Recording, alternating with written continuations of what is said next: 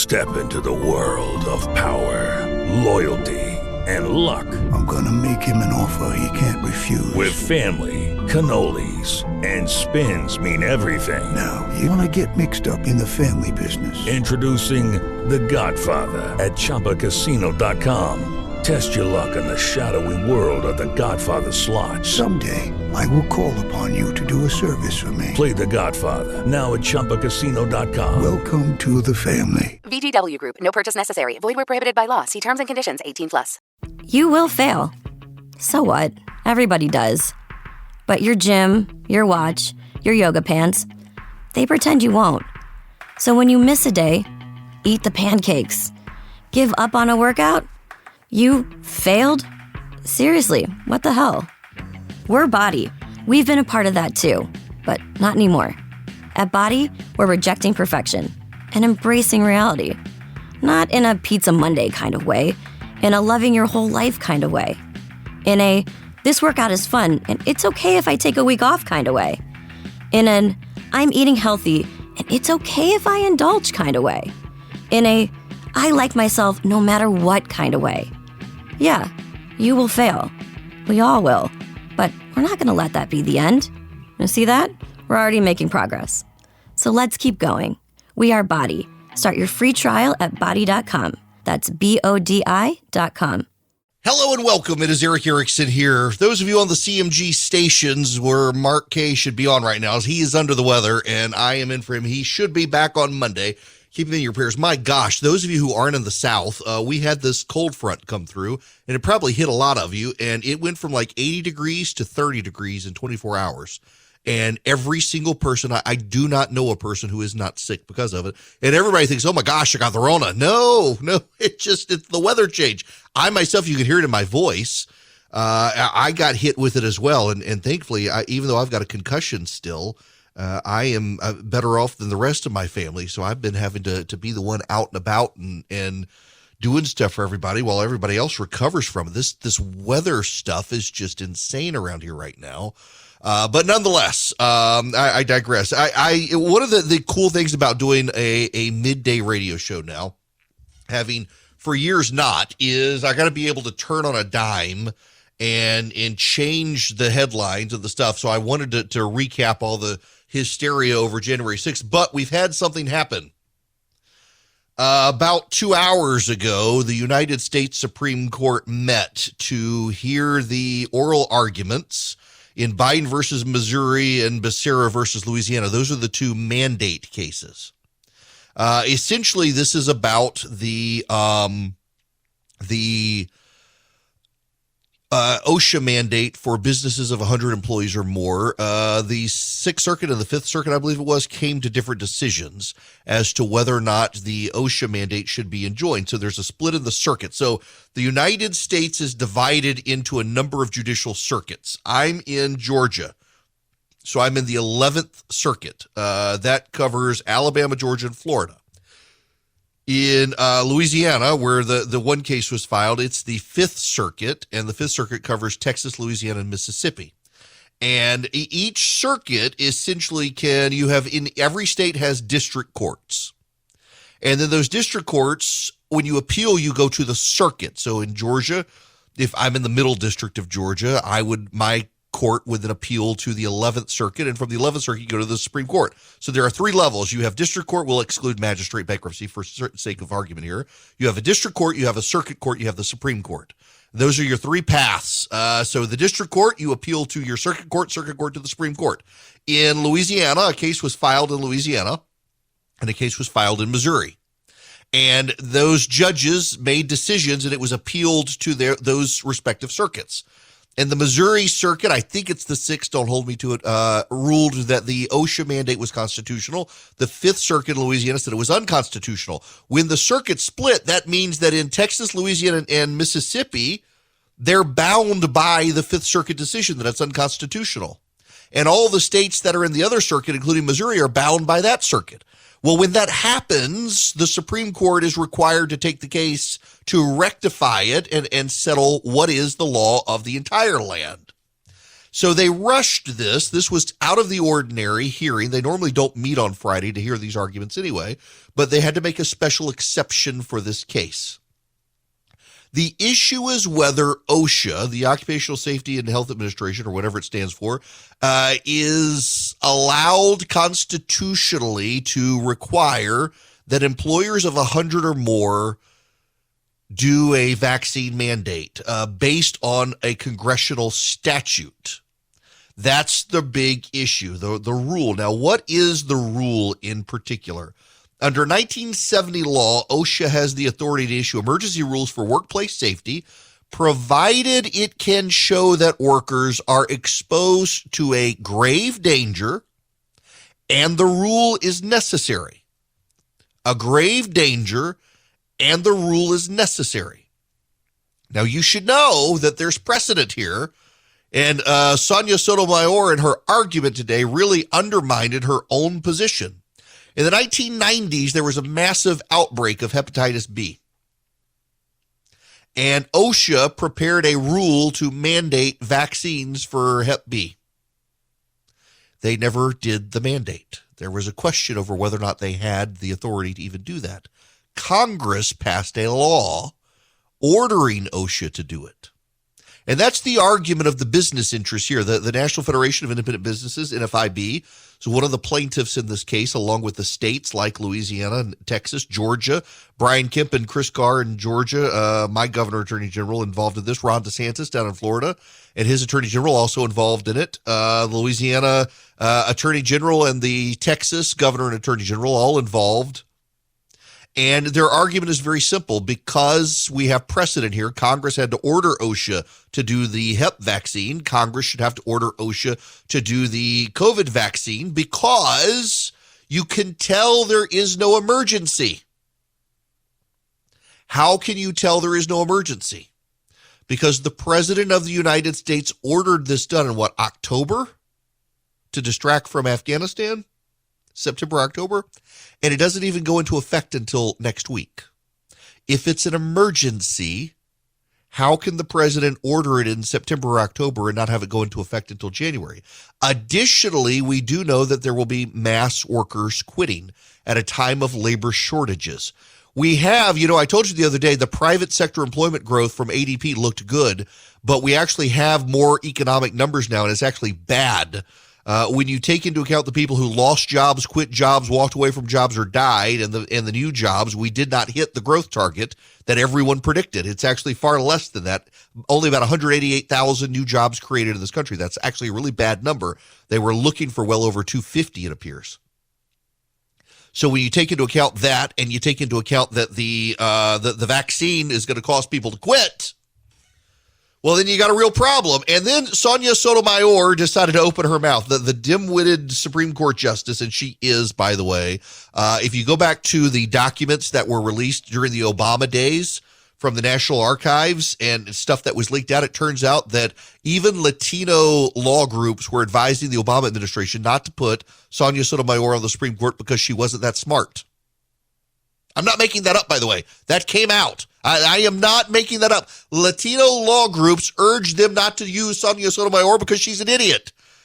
She proved herself that yet again today. Listen to this. This is her from the Supreme Court. Rarely do you hear these things, but they released audio of this emergency hearing today. They let you listen to it live. Now, of course, I can't play the audio for some reason. Let's go. Here we go. A year ago in January, we have hospitals that are almost at full capacity with people severely ill on ventilators. We have over 100,000 children, which we've never had before, in serious condition, and many on ventilators. So saying it's a different variant just underscores the fact that without country today than we had a year ago in January. We have hospitals that are almost at full capacity with people severely ill on ventilators. We have over 100,000 children, which we've never had before, in serious condition, and many on ventilators. None of that is true. None of that is true. Hospitals are not at almost all full capacity. That's not true. There are not over 100,000 children in this country hospitalized or on ventilators. None of that is true. She asserted that as a justice of the Supreme Court to defend the OSHA vaccine mandate. And none of it is true. It's flat out not true. Not only that, she expressed that the Omicron variant is as deadly as the Delta variant. That too is not only not true, but even the New York Times is now reporting that the Omicron variant is not nearly as severe, even for the unvaccinated. That was one of the big issues to begin with is the Omicron variant just less severe for the vaccinated, or is it also less severe for the unvaccinated? It turns out it's less severe for everybody. More contagious, less severe overall. That's what the data now shows. She did not know that. She had no idea. Now, it's not her business to know that. It's her business to know the law. But part of her argument that she made from the bench was that OSHA should be allowed to impose the mandate because it's so bad out there. I find this deeply ironic in that it comes a day after liberals had their hair on fire over conservative ignorance of the rule of law. The question is not whether we should do something because there's a problem, but whether Congress has authorized an executive agency to do it. That should be the issue here. Yes, we all get that COVID is bad. We all get that people are getting it. We all get that the older you are, the worse off you can be. We all get that we're in the middle of a global pandemic, although not necessarily anymore. It's more endemic. But that's not the question for a judge. That's not the question for the law. If we're to respect the rule of law, as they all told us yesterday, then you need to respect whether or not there is a law that gives OSHA power. And I would believe no. And in fact, the majority of the justices on the court seemed highly skeptical that OSHA has the power to do this, particularly in light of the hepatitis B precedent, where Congress had to specifically authorize OSHA to give that vaccine mandate. Also, would there be immediate harm? That's one of the rules for an injunction. Would there be immediate harm unless the injunction is given? And the National Federation of Independent Businesses noted that based on regular surveys out there, you will have a massive amount of people who leave their jobs voluntarily or are fired because of their refusal to get this vaccine. There would be immediate economic harm in this country if this mandate went through. And by the way, is it an emergency when you've waited 4 months to implement it? Citibank has data out saying that hundreds of thousands of workers will be out of work next week if this mandate goes in. Hundreds of thousands of people in their job survey, I believe it was Citibank, will walk off the job if this mandate goes into effect. That's a pretty big negative consequence if you allow this mandate to go through. It's a pretty big consequence. So in synopsis here, the Supreme Court justices, the majority of them, it sounds like, are not willing to let the mandate go through. They're willing to allow the injunction to hold while this is litigated. Now, this is one of the things you need to understand here. The purpose of the Supreme Court is not to rule whether or not this vaccine is or is not constitutional at the moment. That's not really what we're doing here. The question is, as I understand it, and I'm going to have to go in the commercial break to verify myself on this one. It's whether or not the injunction should stay, because you've got these two courts. They've rushed through whether or not the injunction should go forward. And one of the issues with an injunction is, will there be immediate harm? And does the preponderance of evidence show that the law is probably on your side? It's not a conclusion that the law is on your side, but whether or not the law is probably on your side, whether or not you've got a reasonable chance of winning. And the Fifth Circuit said there will be immediate harm, and you probably got a chance at winning this thing. You got a plausible argument. The Sixth Circuit said there's not going to be immediate harm, and you don't seem to have a plausible argument. So now the Supreme Court here is going to decide, do you have a reasonable shot at a plausible argument, and would there be immediate harm? Immediate harm is the biggest issue here. If assuming they agree there is a plausible argument, is there going to be immediate harm? And we know from the Citibank survey and the like that there will be immediate harm. A lot of people will lose their jobs next week unless this injunction is allowed to continue. I would expect that the Supreme Court will rule on this sometime next week. The reason being the injunction or the mandate begins enforcement next week. So they've got a rule on the injunction here in the next couple of days. And again, it's over whether OSHA can require employers with 100 people or more impose a vaccine mandate. Now, here's the other angle on this, just real quick before I go to break, you got to understand, is there was a divide in the arguments today over whether this is for the public at large or for employees. And I couldn't believe it, but the Biden administration was arguing this is for the safety of the public. Well, OSHA regulations are for the safety of employees, not the safety of the public. There's a nuance there. OSHA employees are about protecting workers on the job, not about protecting the public at large. That's the Federal Trade Commission. And this is an OSHA thing, so this is about employees. And that there was even that divide in the argument there was kind of mind-numbing.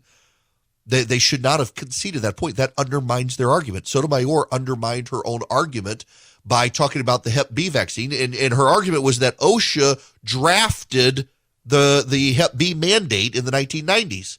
The counter argument to that was, but they never implemented it. Congress passed a law saying implement this because OSHA was not clear whether or not it even had the authority to do it. And by Congress acting, they pretty much made it clear OSHA does not have the authority to implement a vaccine mandate. This should be a unanimous opinion from the Supreme Court that the injunction could stay in place because there is so much confusion, there would be irreparable harm, and there is a plausible argument for the plaintiffs. But you and I both know the liberals on the court are going to side with the government and do this, not because of what the law says, but because of what they want. And if the liberals on the Supreme Court can make the argument that we should do what we think is right, not what the law says, then why shouldn't the January 6th people who stormed into the Capitol do the same thing, to do what they think is right, not what the law actually says?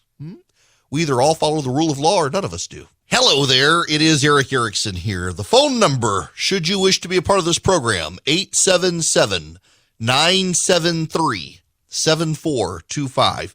If you're on a CMG station, my flagship station, WSB in Atlanta, is owned by Cox Media Group, and on several of their other stations that I'm on in delay, their live host is out sick today. So they have Mark K. So they've put me on. So if you're hearing an unfamiliar voice, that's what it is.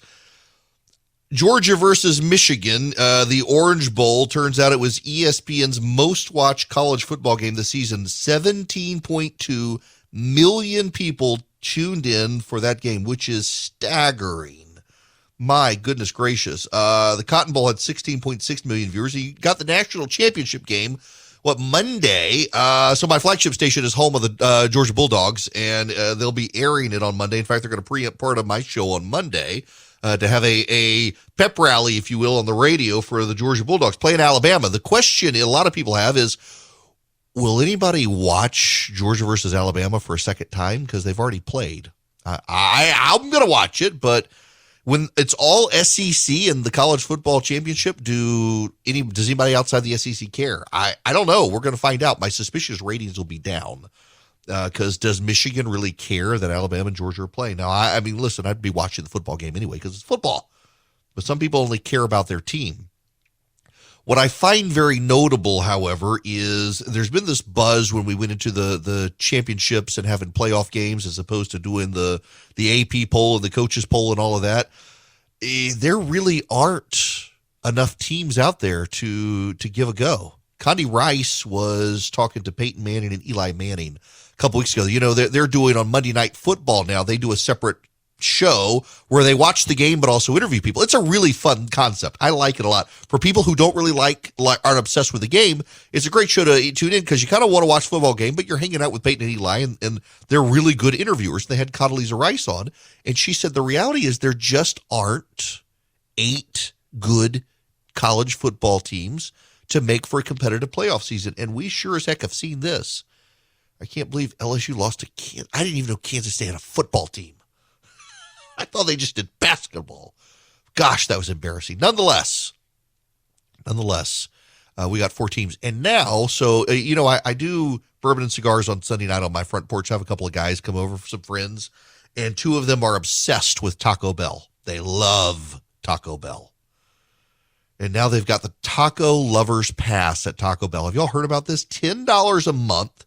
You can order a taco every day. One taco every day for just $10 for the entire month. Now, they probably going to make a killing on that because people will forget they can get their taco every day. But my gosh, I know two guys who sit on my front porch on Sundays who will probably be in line every day. My gosh, you can tell that Sonia Sotomayor is an MSNBC only watcher. She's like one of the three people who watch that network constantly. Do you know MSNBC's ratings? I mean, they're really bad within the demo, the advertiser demo that people care about. That's 25 to 54. They really don't have a lot of viewers. And on the weekend, it's like really bad. You're talking maybe 50,000 people watching it on the weekend compared to hundreds of thousands for Fox and CNN together. It's really bad. Sonia Sotomayor appears to be one of them because she argued from the Supreme Court today that only unvaccinated people can get the virus. A sitting United States Supreme Court justice said from the bench that only unvaccinated people can get infected with COVID, which we've known since the Delta variant that isn't true, and yet she seems to believe it. Bizarre. Let's go to the phones here. 877-973-7425. Mike, you're going to be up first. Welcome. Hi, Eric. How you doing? Good. How are you? All right. Yeah, I heard some of those arguments this morning, and I have to say that the way she clapped back at the attorney representing the opposition to the vaccine mandate, I was stunned. I mean, yes. This lady sounded like somebody running for office in the Democrat Party or something. She was really angry. It didn't seem reasonable the way Sotomayor was just lecturing the guy. I thought so too.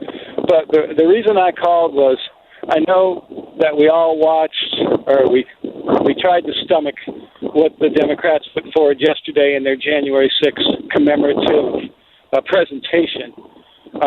It was bad enough to have to listen to Kamala Harris and Joe Biden just put a whole bunch of partisan stuff out there. But the worst of all, I don't know how many people actually know about this, was that when Nancy Pelosi introduced the Hamilton Singers to do a solemn presentation of a song in commemoration of January 6th, that was actually all a big fake. It was brought in, it was a video that the Hamilton Singers had actually made, or actually MoveOn.org made it during a Zoom presentation that they had in October of 2020. And the reason I know that is because I heard a report about it last night, but I don't see how they could even think that it was that people were not going to realize or report that this solemn. Hey, Mike, I gotta let you go on there because your phone it's like I can barely hear you with the crackling. I'm sorry, I don't know if it's wind or what, but yeah. So you know, here's the other thing on the Hamilton stuff. I didn't realize it was a pre-record. I thought they were actually there. So thanks for letting me know that. But here's the other thing. You know, the Hamilton play. Remember, for a while, this is actually one of the funniest things I've learned in the last a little bit. For several years, the left was enraptured by Hamilton, the Broadway production. Disney ran it on Disney Plus. It was one of their selling points for subscriptions to Disney Plus, so you could see the play. It made Lin-Manuel Miranda a big star. People loved it. And now the left has turned against Hamilton and Lin-Manuel Miranda, the author and star. Now, the whole concept there is they had a bunch of people, non-white cast, portraying the founding fathers and the like, and everyone was enraptured until they realized, someone on the left did, you knew it was coming. Why do they have a black man pretending to be a slave owner? Why are they normalizing this? And then Miranda himself made some statement that sounded transphobic. Game over for Hamilton. You're not allowed to like it anymore. How out of touch, culturally out of touch, is Nancy Pelosi? You're not allowed to like Hamilton anymore, people. It's bad now. It celebrates the founding fathers, slave owners. And he is transphobic, even though he's not. And on his what was it, in the Heights or whatever, it was the musical that came out, it flopped at the box office, but they didn't have enough black Latinos. They were all white Latinos. I'm not making this up.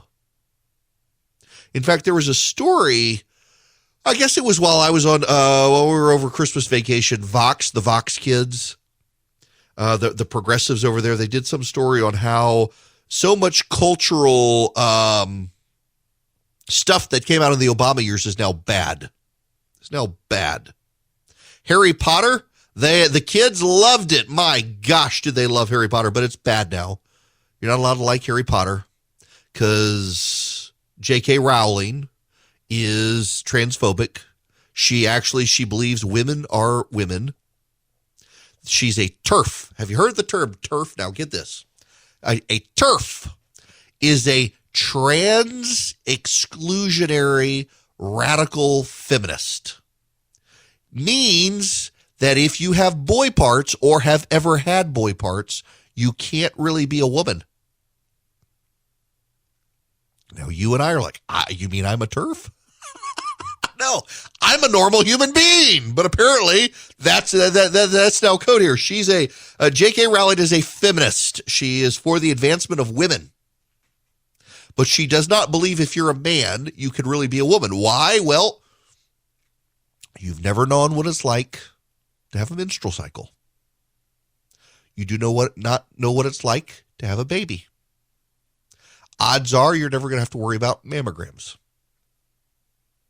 You don't know what it's like to go through menopause. And you don't know what it's like to be discriminated against as a woman for your entire life. Only you chose to walk into it at some point in your life. And the only reason we're giving you any credit for it is, and the only reason we're supposed to treat you all seriously is because you're a bunch of men. I mean, that's the point a number of people have made is we would never treat transgenderism as a mainstream thing in this country if it weren't a bunch of men demanding we do so, who now think they're women. You're not allowed to like Harry Potter anymore because of it. In fact, HBO did some sort of reunion with the cast and they excluded J.K. Rowling from it because the trans activists were upset, all 10 of them. And they're upset with Lin-Manuel Miranda over Hamilton. The critical theorists are upset with Miranda as well for how dare he get us to cheer a black man playing George Washington when George Washington was a slave owner. Thomas Jefferson, my gosh.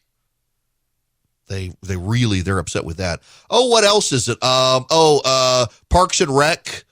You're not allowed to watch that show anymore. It downplays the divides in class and race in this country. They're just all the culture that they love, they now ruin. It's because their politics now has like a quasi-religious tone to it, and they got to burn the heretics. And I mean, this is the same thing with the January 6th stuff. You know, I said pretty explicitly that it was a bad thing. We should condemn it. It should never be done again. But I didn't think it was a coup. I didn't think it was an attempted coup. And I didn't think it was an insurrection. Sedition, but not insurrection. And I'm being attacked by journalists, blue check mark journalists, for refusing to call it a coup. Now, I'm sorry, but a bison-helmeted biblical donkey is in no position to generate a coup against the United States of America. He's just not. He's not exactly someone people are going to rally the flag to. There are a bunch of idiots in there who got off their couch and stopped playing Fortnite for a little while to go do pretend Fortnite inside the U.S. Capitol. They were unarmed, by the way, inside the Capitol. Some had guns outside. Nobody inside the Capitol that they found had guns. Zip ties and stuff, yeah, but was it a coup? And the media will excoriate you for not actually believing it was an attempted coup because it's become religious orthodoxy for them. In fact, on the other side, they want you to think it's something to celebrate. It depends on which denomination you're in, whether you think it was something to celebrate or not, which word you're supposed to use. As opposed to, it was bad, it shouldn't happen again, but it wasn't a coup. But words matter to the left, and they're all upset about these things. and bringing in Hamilton, whether it was recorded or live or what, to sing a song. Got Nancy Pelosi hate mail from progressives who think it's inappropriate to have a group of minorities pretending to be white people who were slave owners that really they've just bought into the whole thing. The bottom line is this. Have y'all noticed these people are really miserable? They're really miserable. I had some woman send me hate mail yesterday because one of the things I said is that it was January 6th. Be sure to put out cookies, beer, and some weed for the QAnon shaman, or when he breaks through the door tonight, he's going to pee on your floor. And this woman emailed me. She might have tweeted me. I think it was a tweet, actually. She says, "That's very Christian of you, trying to make jokes about a deadly insurrection where people died." Scowly McScowly face is upset with me. Some woman I don't even know. Very Christian of you to make a joke about January 6th. Oh, my gosh. You should be able to joke about all this stuff. Now, there are some things you shouldn't joke about in public. But, I mean, seriously, joking about the QAnon shaman, how can we take that man seriously? But they're so angry. They're so angry. And I suspect, they're going to have a lot of anger this year. The Supreme Court hearing, it sounded to me in the hearings that the Supreme Court justices, the majority of them, do not think OSHA has the power to issue a vaccine mandate. And they're probably going to enjoin it and let the hearing proceed. And I suspect the left, which has internalized that we're all going to die from COVID, is going to be hysterical about it. But here's the thing, and this point you need to understand. I think it's a very real moment, and it's going to make some people mad. I know the comparison will make people mad, but the more I think about it, the more I think it's apt. On January 6, 2021, a group of people stormed the U.S. Capitol to try to stop Congress from certifying the Electoral College because they believed there was a problem. And they didn't care about what the law said or the procedures for the law and how to count the Electoral College. They thought it was bad and it needed to be stopped. There's not a lot of difference between those people and the ones who would force you to get a vaccine at the hands of OSHA, even though there's no authority. It doesn't matter what the law says. We got to protect you. So OSHA should be able to do this to protect you, even though they don't have the power to do it. There's not a lot of difference between those two positions, other than one stormed a building and the other just wants to force you to get a vaccine you don't want. But they're both premised on we should do this because we think it's right, as opposed to what the law actually says. The left and the right, a portion of the right and a portion of the left, I shouldn't paint that broadly, but a portion of the right and a portion of the left, they really don't care what the law says. They care about their power and doing what they think is appropriate regardless of the rules. Either follow the rules or you don't follow the rules, and we're in a system where more and more people on the left and the right don't want to follow the rules, and that just collapses the whole system around us, and then we don't get nice things at all. We get China and Russia dominant. Howdy, welcome back. This hour of the program brought to you by First Liberty Building and Loan, wherever you are in the United States of America. Coast to coast, they can help you if you are in charge of a business. Not personal finance, business finance. You need to build a building, buy a fleet of vehicles, do a big deal. My friends at First Liberty can help you. I've known them for years. The Frost family, they're fantastic. Good Christian conservative business people. They've been doing this since the 90s. They want to help you. Go to firstlibertyga.com. firstlibertyga.com. Spend 10 minutes with them. See if they're a good fit for you and you for them, and proceed.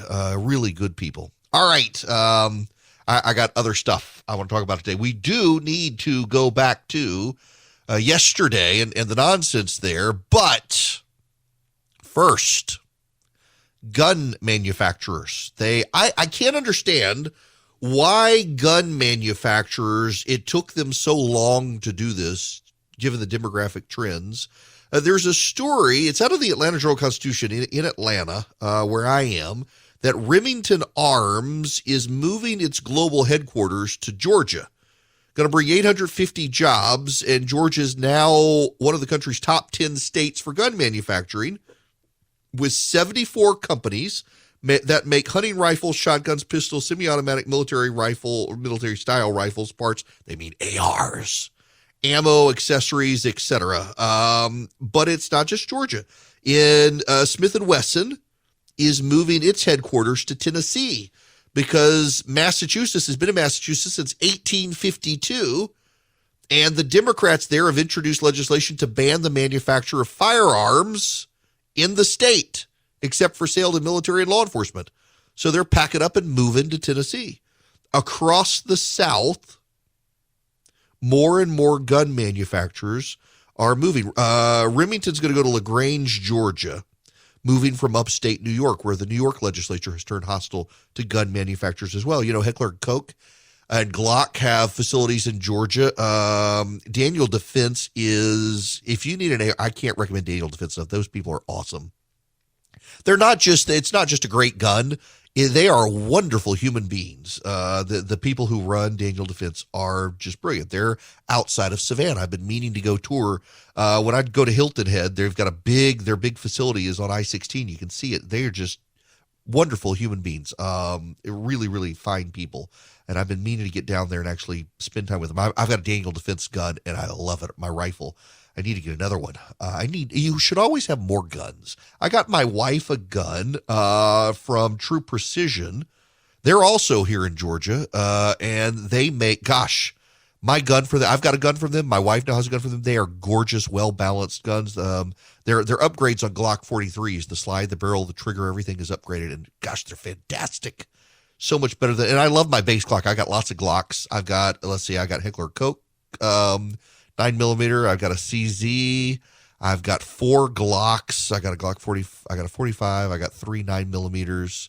I'll tell you what, I want to get a Beretta shotgun. Actually, I want to get the, the turkey shotgun. Now my mind is blank. It's been happening to me lately. But my father-in-law has one of the Beretta A-series shotguns. There is no recoil on that sucker. It's incredible. I can put that thing on my shoulder and shoot skeet all day and never get a bruise or never be sore. And gosh, that's a beautiful gun. But I want to go turkey hunting at some point soon. A buddy of mine keeps inviting me, and I got to load up guns and ammo, but I got to sell a kid. I got 2 kids for sale, so I can get ammunition if anybody needs a kid. Oh my gosh, I'm going to get hate mail from people for that one, aren't I? Oh well. All right, we got other stuff we got to talk about. But the key point here is your legal strategies in your states and your legislation in your states will impact employment. And these northern states, Massachusetts and New York in particular, are losing employers in the gun industry because their legislatures have turned hostile to the Second Amendment. Deeply so. California is another one where gun manufacturers who have operated in California are leaving California at a rapid clip.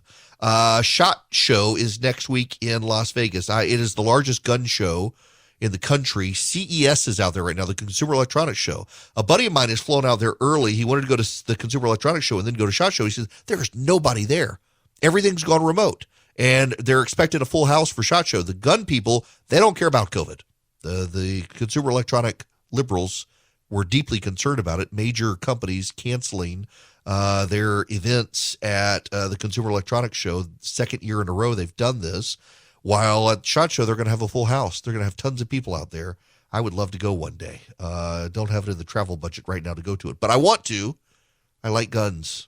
I've always wanted to do a live broadcast where you'd go shoot guns and then have a few beers and have a lot of fun. And the lawyers are like, no, you can't do that. Are you insane? Law-abiding citizens. We should be able to do that. All right. When we come back, I want to take your phone calls, 877-973-7425. And I'm going to try not to use profanity on the radio. Y'all, Kamala Harris and her 9/11 comparison to January 6th, it is one of the few times I've wanted to drop serious profanity on social media. What was she thinking making that comparison? I don't remember any bodies falling off the Capitol dome as they fled the mob on January 6th. And now people are saying, well, this was millennials 9/11. Really? You weak-kneed people, morons? And you thought these last 2 years were crazy. Welcome to 2022. It's coming up and nothing makes sense still, especially in business. If you're a small business owner, good luck getting financing from a big bank right now. I can offer you a fantastic solution if you're looking for $750,000 or more in financing for your business. First Liberty Building and Loan. Let's say you want to buy a new building, or you want to refi existing debt, or you want to buy a company. Basically, you see opportunity for your business to grow, but you've hit a wall with the mega banks getting financing. That's where First Liberty Building and Loan and my friends, the Frost family, come in. They solve small business financing problems better than anyone I've ever seen. They say yes, where big banks say no. It's that simple. Look, just do this. Spend 10 minutes with them. Call them, First Liberty Building and Loan. Say Eric sent you. In 10 minutes, you'll know if you're a good fit for their program. Go to firstlibertyga.com. That's firstlibertyga.com. They help small businesses nationwide in all 50 states. firstlibertyga.com. Hello, it is Ryan, and we could all use an extra bright spot in our day, couldn't we? Just to make up for things like sitting in traffic, doing the dishes, counting your steps, you know, all the mundane stuff. That is why I'm such a big fan of Chumba Casino. Chumba Casino has all your favorite social casino-style games that you can play for free anytime, anywhere with daily bonuses. That should brighten your day a little. Actually, a lot. So sign up now at ChumbaCasino.com. That's ChumbaCasino.com. No purchase necessary. VGW Group. Void where prohibited by law. See terms and conditions. 18+.